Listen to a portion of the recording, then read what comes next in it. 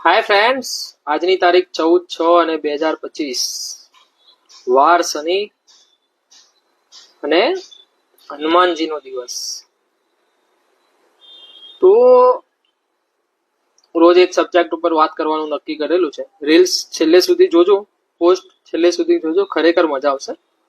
તો આજે આપણે નવા સબ્જેક્ટ ઉપર વાત કરીશું, હનુમાન ચાલીસાના પાવર વિશે.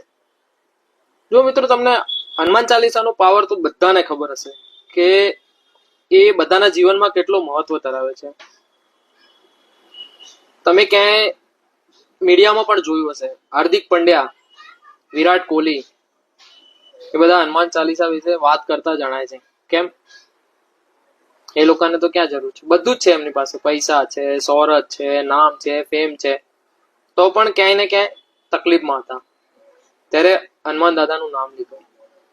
તો આપણે પણ એક હનુમાન દાદા માટે એક શું કહેવાય, હનુમાન ચાલીસાનું મહત્વ વિશે એક વાત કરી લઈએ.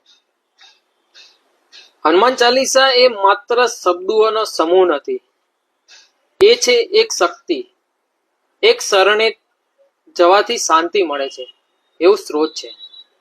એવું કહેવામાં આવે છે કે જ્યારે જીવનમાં ભય હોય તો હનુમાન ચાલીસા ભણો, ભય ભાગી જાય છે. જ્યારે મન અસ્વસ્થ હોય ત્યારે હનુમાન ચાલીસા ભણો, મન શાંત થાય છે. જ્યારે તકલીફો ઘેરી લે છે ત્યારે હનુમાન ચાલીસા ભણો, માર્ગ દેખાય છે. એમ કહેવામાં આવે છે ને, સંકટથી હનુમાન છોડાવે, મન ક્રમ બચન ધ્યાન જો આવે. બરોબર જ કહ્યું છે. અને હનુમાન ચાલીસા વાંચવાથી આપણા જીવનની જે નકારાત્મકતા છે એ દૂર થાય છે, શરીર અને મન દ્રઢ બને છે, એક અદ્ભુત આત્મવિશ્વાસ જન્મે છે. એટલે દરરોજ આપણી સવારની 5 મિનિટ હનુમાન ચાલીસા વાંચીને શરૂ કરીએ, એક અલૌકિક શક્તિ એ તમારું જીવન સવારવા માટે રાહ જોઈ રહી છે.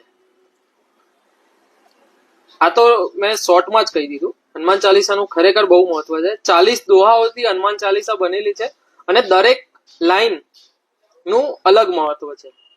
જો અગર તમે લાસ્ટમાં પણ એમાં કહેવામાં આવે છે, જો યહ પડે હનુમાન ચાલીસા હોય સિદ્ધિ સાખી ગૌરીસા, એટલે જ મહત્વનો કહેવામાં આવ્યું છે. જો મિત્રો તમને આ મારી રીલ્સ પસંદ આવી હોય તો તમારા મિત્રો સાથે શેર કરજો અને મને લાઈક, કમેન્ટ અને ફોલો કરવાનું ના ભૂલતા. ને યુટ્યુબ વાળા જોઈ રહ્યા હોય તો સબસ્ક્રાઇબ જરૂરથી કરજો, કમેન્ટ કરજો જરૂરથી ક્યાંથી જોવો છો. Thank you.